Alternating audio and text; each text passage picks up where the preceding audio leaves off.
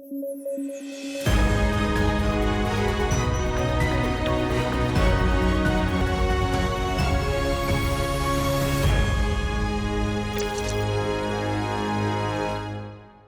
News at 9 programme में आपका स्वागत है। मैं हूं अमृत उपाध्याय। आइए जल्दी से देखें आज की हेडलाइंस। नई दिल्ली में स्टार्टअप महाकुंभ का आयोजन, भारत और चीन के स्टार्टअप्स को लेकर की गई तुलना। 2016 में भारत सरकार ने शुरू की थी स्टार्टअप इंडिया पहल। प्रधानमंत्री नरेंद्र मोदी पहुंचे श्रीलंका, अनुराधापुर में स्थित है जय श्री महाबोधि वृक्ष। भारतीय राजकुमारी संघमित्रा से संबंधित है ये वृक्ष। और केंद्र सरकार ने बढ़ाए एलपीजी के दाम, 50 रुपए महंगा मिलेगा घरेलू सिलेंडर। उज्ज्वला योजना में बढ़ी कीमतें।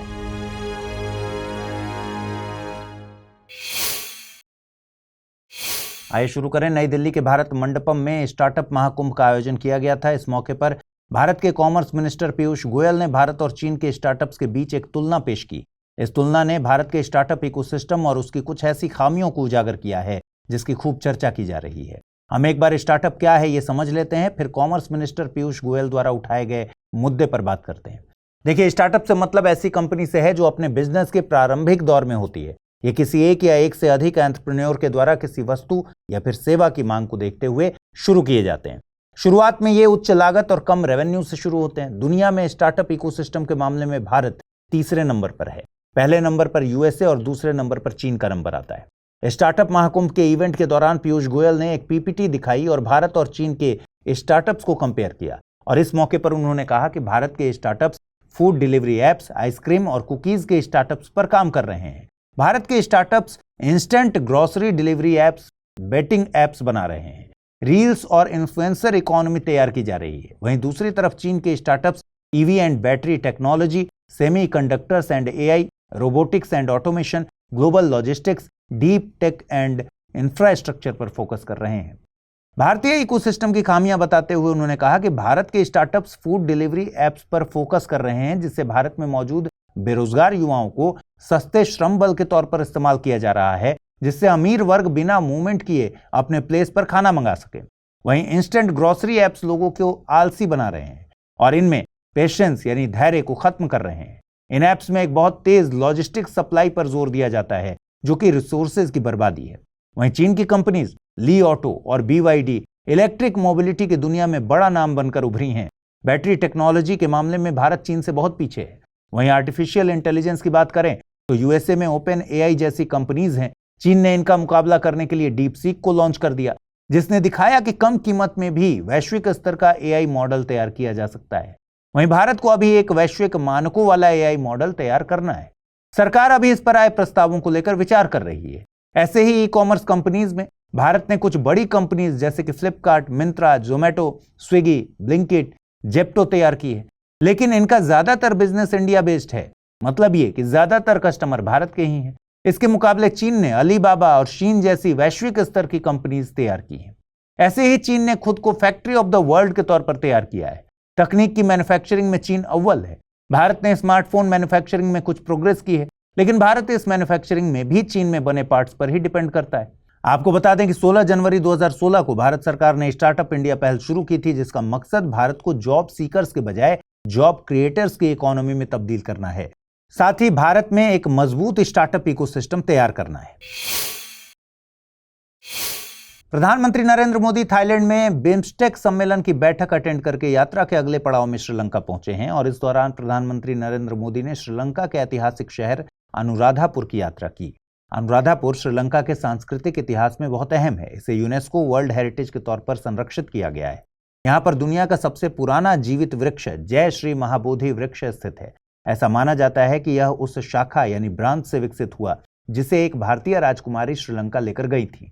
देखिए, जय श्री महाबोधि वृक्ष पीपल का एक पेड़ है। मान्यता के मुताबिक ये बिहार के बोधगया में स्थित उसी वृक्ष की शाखा से उगा है जिसके नीचे बैठकर गौतम बुद्ध को ज्ञान की प्राप्ति हुई थी। इस वृक्ष की शाखा को मौर्य राजा अशोक की बेटी और बौद्ध भिक्षुणी संघमित्रा द्वारा श्रीलंका ले जाया गया था। संघमित्रा का श्रीलंका आगमन आज तक श्रीलंका में एक उत्सव की तरह सेलिब्रेट किया जाता है। इस दिन को श्रीलंका में दिसंबर महीने में पूर्णिमा के दिन उडुआपा पोया के नाम से मनाया जाता है। राजकुमारी संघमित्रा श्रीलंका क्यों गई थी? अगर ये सवाल मन में आ रहा है तो सुनिए। मौर्य शासक अशोक बौद्ध धर्म के फॉलोअर थे। न केवल फॉलोअर राजा होने के नाते इस धर्म के प्रचार प्रसार के लिए जो किया जा सकता था अपने शासनकाल में उन्होंने किया, बल्कि इसी कड़ी में तीसरी बौद्ध संगीति का आयोजन भी अशोक के काल में ही किया गया था। तीसरी बौद्ध संगीति का आयोजन पाटलिपुत्र यानी आज के पटना में मोगलीपुत्र तिस की अध्यक्षता में किया गया था। इस संगीति में यह डिसाइड किया गया कि बौद्ध धर्म को बढ़ावा देने के लिए कई मिशंस विभिन्न क्षेत्रों में भेजे जाएंगे। इसके तहत गांधार, कश्मीर, दक्षिण भारत, कई ग्रीक किंगडम्स और श्रीलंका में मिशन भेजे गए थे। इनमें सबसे सफल मिशन श्रीलंका का माना जाता है, जिसे अशोक के बेटे महेंद्र ने लीड किया था। बताते हैं कि महेंद्र के इस मिशन के दौरान राजा देवनामपिय तिस्स ने बौद्ध धर्म अपना लिया था। उनकी राजधानी अनुराधापुर थी। जब राजा के महलों की कई स्त्रियों ने बौद्ध धर्म को अपनाने की इच्छा जाहिर की तो महेंद्र ने अपनी बहन संघमित्रा को बुलावा भेजा और तब संघमित्रा गया के महाबोधि वृक्ष की शाखा को लेकर श्रीलंका गई थी। अगर आप आईएएस की तैयारी करते हैं तो आपके पास है एक सुनहरा मौका। आईएएस की संपूर्ण तैयारी को ध्यान में रखकर स्टडी IQ लेकर आया है नया फाउंडेशन कोर्स, जिसमें आपको कराई जाएगी प्रीलिम्स से लेकर इंटरव्यू तक की पूरी तैयारी। फाउंडेशन कोर्स में आपको 1000 घंटों से ज्यादा की live classes, 1-to-1 mentorship, daily current affairs, test series, CSAT की क्लासेस, प्रीलिम्स और मेंस रेजिडेंशियल प्रोग्राम और इंटरव्यू गाइडेंस प्रोग्राम तो मिलता ही है। साथ ही सबसे बड़ी सुविधा के तौर पर आपको मिलती है प्रीलिम्स पास करने पर पूरी फीस वापस की गारंटी। इसके अलावा टेस्ट में टॉप करने पर आपको हर महीने मिलेगा 11,000 रुपीज जीतने का मौका। तो तुरंत कीजिए अमृत लाइव कोड का यूज और जुड़िए सबसे कम प्राइस में हमारे बैच के गोल्ड, प्लैटिनम और डायमंड प्लान के साथ। अगर फिर भी कुछ कंफ्यूजन हो तो डिस्क्रिप्शन में दिए गए लिंक पर क्लिक कर दीजिए या फिर amrit@studiiq.com पर मुझे मेल कर दीजिए। घरेलू LPG या लिक्विड पेट्रोलियम गैस के दामों में वृद्धि की घोषणा की गई है। सरकार ने हर घरेलू सिलेंडर की कीमत में 50 रुपए का इजाफा किया है। कीमतों में ये वृद्धि उज्ज्वला योजना और जनरल प्राइसिंग दोनों के सिलेंडर्स में की गई है। अब दिल्ली में उज्ज्वला योजना के तहत सिलेंडर 553 रुपए का और सामान्य तौर पर 853 रुपए का मिलेगा, जबकि पहले उज्ज्वला योजना के तहत सिलेंडर 503 रुपए का और सामान्य तौर पर 803 रुपए का आता था।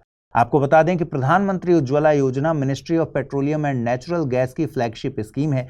इसे 1 मई 2016 को प्रधानमंत्री नरेंद्र मोदी ने यूपी के बलिया से लॉन्च किया था। इसका मकसद ग्रामीण और वंचित परिवारों को क्लीन कुकिंग फ्यूल जैसे कि LPG मुहैया कराना है। ऐसे परिवार परंपरागत तौर पर खाना बनाने के लिए लकड़ी, कोयला और गोबर के उपलों का इस्तेमाल करते हैं, जिससे ग्रामीण क्षेत्रों में खासतौर पर महिलाओं के स्वास्थ्य पर नकारात्मक प्रभाव पड़ता है। LPG 2 ज्वलनशील, फ्लेमेबल लेकिन नॉन टॉक्सिक गैसों प्रोपेन और ब्यूटेन का मिक्सचर है। 7 अप्रैल को दुनिया भर में विश्व स्वास्थ्य दिवस मनाया जाता है। इस साल की theme healthy beginnings hopeful futures रखी गई है।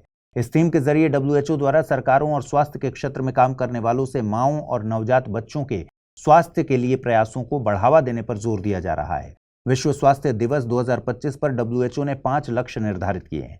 पहला लक्ष्य है कि बच्चों और माओं के जीवन की रक्षा करना। WHO के आंकड़ों के मुताबिक हर साल तकरीबन 3 लाख महिलाओं की प्रेगनेंसी या फिर बच्चे को जन्म देने के चलते मौत हो जाती है। दूसरा लक्ष्य है माओं के स्वास्थ्य की सुविधाओं को अफोर्डेबल बनाना और तीसरे लक्ष्य में डॉक्टर्स और नर्सेज को बेहतर सर्विसेज मुहैया कराना, जिससे वे स्वास्थ्य सेवाओं में ज्यादा अच्छा प्रदर्शन कर सकें। चौथे लक्ष्य के तहत माओं के मानसिक स्वास्थ्य का ध्यान रखने की बात कही गई है। वहीं 5वें लक्ष्य के तहत माओं के खिलाफ होने वाली हिंसा को रोकने पर जोर दिया गया है।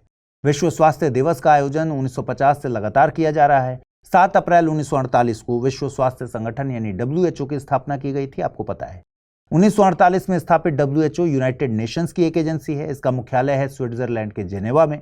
इसका मकसद दुनिया को स्वास्थ्य के मसले पर सुरक्षित रखना और वल्नरेबल सेक्शन तक सुविधाएं पहुंचाना है। WHO कई मुद्दों पर काम करता है, जैसे मानव पूंजी की देखभाल करना, मानसिक स्वास्थ्य के बारे में जागरूकता बढ़ाना, गैर संक्रामक रोगों की रोकथाम के लिए काम करना, छोटे द्वीपीय देशों में जलवायु परिवर्तन से निपटना, एंटी माइक्रोबियल रेजिस्टेंस की रोकथाम के लिए काम करना। इसके अलावा संचारी रोगों के उन्मूलन के लिए भी जिम्मेदारी है इसकी। WHO के प्रशासन के लिए 2 बॉडीज जिम्मेदार हैं, वर्ल्ड हेल्थ असेंबली और executive board. World health assembly प्रमुख नीति निर्माता संस्था है। एग्जीक्यूटिव बोर्ड असेंबली के निर्णयों और नीति को लागू करने के लिए जिम्मेदार है। ऑर्गेनाइजेशन का प्रमुख डायरेक्टर जनरल होता है, जिसे असेंबली के द्वारा एग्जीक्यूटिव बोर्ड के नॉमिनेशन पर नियुक्त किया जाता है। डायरेक्टर जनरल को केवल एक बार रीअपॉइंट किया जा सकता है। WHO के वर्तमान director general doctor Tedros Adhanom Ghebreyesus हैं। आइए देखते हैं आज का टर्म ऑफ द डे। आज का टर्म ऑफ द डे है डिजिटल डिमेंशिया। डिजिटल डिमेंशिया से मतलब क्या है? इसका मतलब है इंटरनेट और इंटरनेट से जुड़े उपकरणों पर जरूरत से ज्यादा निर्भरता, जिससे सोचने समझने की क्षमता में कमी आ जाती है। इससे याददाश्त कम होने के चांसेस बढ़ते हैं।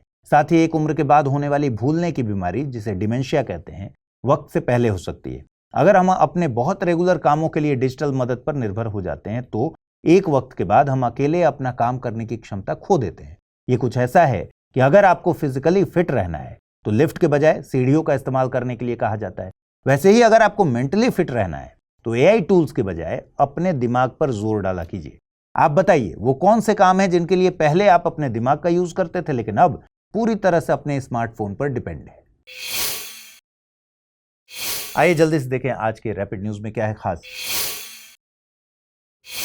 पाकिस्तान में गिलगित बाल्टिस्तान के किसानों ने पानी की कमी से निपटने के लिए एक अनोखी तकनीक अपनाई है जिसे आइस स्तूप कहा जाता है। यह एक शंकु के आकार की कृत्रिम बर्फ की पहाड़ी होती है जो सर्दियों में पानी को बर्फ बनाकर सुरक्षित रखती है। इस तकनीक में पहाड़ों से बहते पानी को गुरुत्वाकर्षण बल के जरिए पाइप से गांव तक लाया जाता है। फिर इस पानी को रात में ठंडे तापमान में हवा में फव्वारे की जगह स्प्रे किया जाता है। जब तापमान 0 से नीचे होता है तो पानी की बूंदें हवा में ही जम जाती हैं और धीरे धीरे एक बर्फ का स्तूप बनता है। इसका खास आकार इसे धूप से जल्दी पिघलने नहीं देता। गर्मी के मौसम में यह बर्फ धीरे धीरे पिघलती है और खेतों तक पानी पहुंचाती है। इससे किसान सेब, गेहूं, जौ, आलू जैसी फसलें उगा सकते हैं। यह तकनीक कम खर्चीली, बिजली रहित और पर्यावरण के अनुकूल है। यह जलवायु परिवर्तन और ग्लेशियर पिघलने से होने वाले नुकसान को भी कम करती है। एक बार फिर साइबर क्राइम को लेकर कैप्चा टर्म सुर्खियों में है। कैप्चा का फुल फॉर्म होता है completely automated public Turing test to tell computers and humans apart. यह एक सुरक्षा तकनीक है जो इंसानों और बॉट्स यानी स्वचालित प्रोग्राम्स के बीच फर्क करने के लिए इस्तेमाल होती है। इसमें यूजर से कुछ काम करवाए जाते हैं जैसे टेढ़े मेढ़े अक्षर पहचानना या तस्वीरों में ट्रैफिक लाइट, जेब्रा क्रॉसिंग इत्यादि जैसी चीजें चुनना। पहले गूगल ने 2009 में रीकैप्चा शुरू किया था जिसमें स्कैन की गई किताबों के शब्द पहचानने होते थे। फिर 2014 में इनविजिबल रीकैप्चा आया जो यूजर की माउस मूवमेंट और क्लिक पैटर्न से इंसान की पहचान करता है। यह तकनीक वेबसाइट्स को फर्जी अकाउंट, स्पैम और डेटा की चोरी से बचाती है। हालांकि कैप्चा के कुछ नुकसान भी हैं, जैसे यह दिव्यांगों के लिए मुश्किल हो सकता है और एआई आधारित स्मार्ट बॉट अब कैप्चा को भी पहचान लेते हैं। भारत 2026 तक आंध्र प्रदेश के रामबिल्ली के पास अपना पहला विशेष परमाणु पनडुब्बी अड्डा शुरू करने वाला है। इसे आईएनएस वर्षा नाम दिया गया है। यह प्रोजेक्ट वर्षा का हिस्सा है जिसका मकसद हिंद महासागर और बंगाल की खाड़ी में भारत की समुद्री ताकत को बढ़ाना है। यह अड्डा भूमिगत सुरंगों से लैस होगा जो पनडुब्बियों को छिपाकर दुश्मन की निगरानी से बचाएगा। इसमें 12 परमाणु पनडुब्बियों को रखने की क्षमता होगी और यह बार्क यानी भाभा एटॉमिक रिसर्च सेंटर के पास बनाया जा रहा है ताकि तकनीकी सहयोग मिल सके। यह चीन के श्रीलंका स्थित हम्बनटोटा और बांग्लादेश के बीएनएस शेख हसीना जैसे ठिकानों का एक जवाब है। कजाकिस्तान ने करागांडा क्षेत्र में दुर्लभ धातुओं का अब तक का सबसे बड़ा भंडार खोजा है जो कजाकिस्तान की राजधानी अस्ताना से लगभग 300 किलोमीटर दूर है।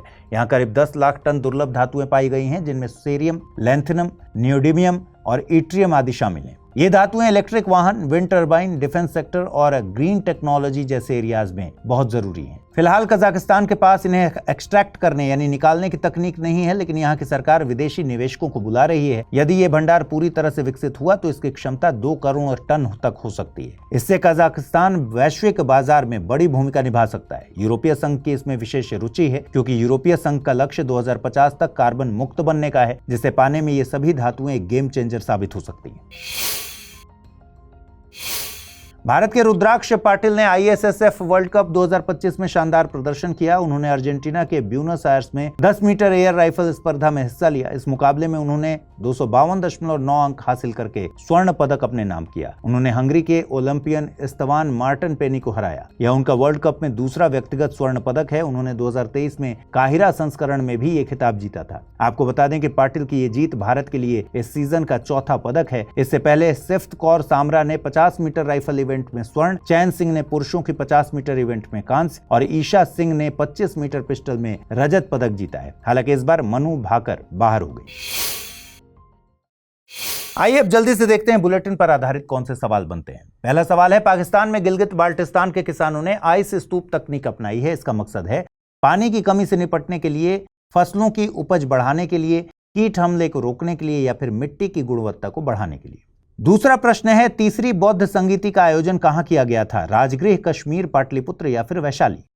आइए देखें पिछले बुलेटिन में आपसे कौन से सवाल पूछे गए, उनके सही जवाब क्या है। पहला प्रश्न था, हाल ही में आदिवासी हस्तशिल्प उत्पाद कन्नडिप्पाया को जीआई टैग दिया गया है। ये उत्पाद किस राज्य से संबंधित है? केरल, कर्नाटक, तमिलनाडु या फिर आंध्र प्रदेश? सही जवाब है विकल्प ए यानी केरल।